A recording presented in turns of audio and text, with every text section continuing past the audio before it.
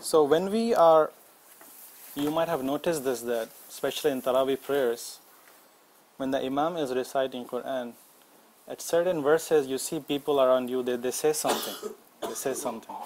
So you are probably wondering, why are they saying something, and what are they saying, and why do they do that? So the thing here is that there are certain verses, if you hear them, you're supposed to say something in return. You have to reply to these verses.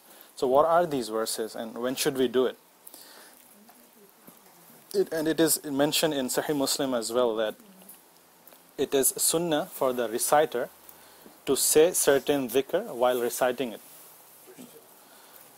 So what are those dhikr? And so basically this applies to both, whether you are in salah or you are outside the salah. Both cases, there are certain verses where you have to reply. And so what are these verses? For example, you have verses of tasbih or glorification. You have, for example, Sabbih isma rabbika al-a'la. What does it mean? Glorify the name of your Lord, the Most High. So Allah is telling us to glorify. So you say Subhana Rabbiyal A'la or Subhanallah, something like that. That is a lot. And also you have verse of supplication, verse of dua. Allah subhanahu wa ta'ala tells you, make dua to me. Make dua to me. For example, he said in An-Nahl, فَدُعُوهُ مُخْلِصِينَ لَهُ الدِّينَ. So invoke him, making your worship purely for him. So you make dua to them, رَبَّنَا أَتِنَا فِي الدُّنْيَا حَسَنَةً وَفِي الْآخِرَةِ حَسَنَةً, whatever dua that you want.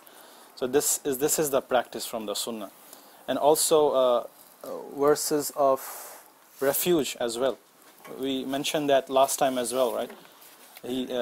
From Surah An-Nahl, that فَاسْتَعِذْ بِاللَّهِ مِنَ الشَّيْطَانِ الرَّجِيمِ. So whenever you listen to that, you immediately say أَعُوذُ بِاللَّهِ مِنَ الشَّيْطَانِ الرَّجِيمِ. I have to seek refuge from shaitan, to Allah subhanahu wa ta'ala, take his refuge. And also you see many different kinds of verses. If you have a little idea about some common words, Rahman, Ghafoor, Ghaffar, things like that, asking for forgiveness, asking for mercy, you make up that. The scholars, however, said, can we do that in fard prayers? Taraweeh prayers, Sunnah prayers, you can do, no problem. All scholars say it's fine. But fard prayers, some scholars had reservations from that, because they said that this is not directly reported from any Sahaba.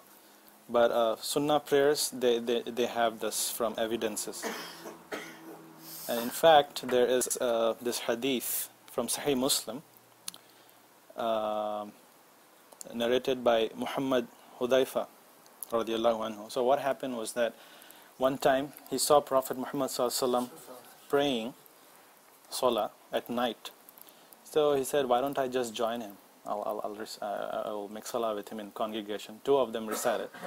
So when he started the recitation, Prophet Muhammad sallallahu alaihi wasallam, he started with Surah Al-Baqarah. So he thought that maybe he will read like 100 verses and then he'll go to ruku. So he waited for 100 verses and he's not stopping. He continued. Then he thought maybe he'll finish Surah Al-Baqarah and then he'll go to ruku. He finished Surah Al-Baqarah and then he started Surah An-Nisa, number 4. And then he completed Surah An-Nisa, and then he thought, okay, now he will finish. But he went to Surah number 3, Ali Imran, and he completed that as well.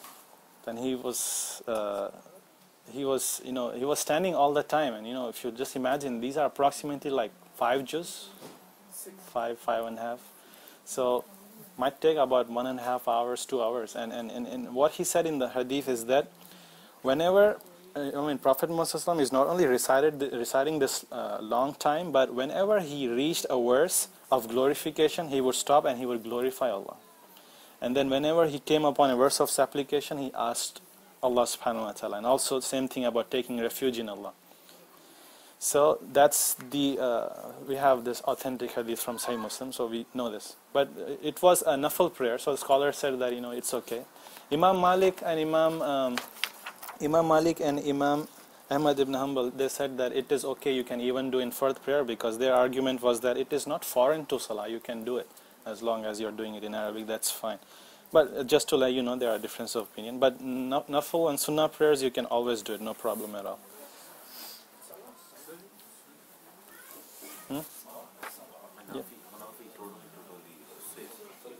You can, yeah, you cannot.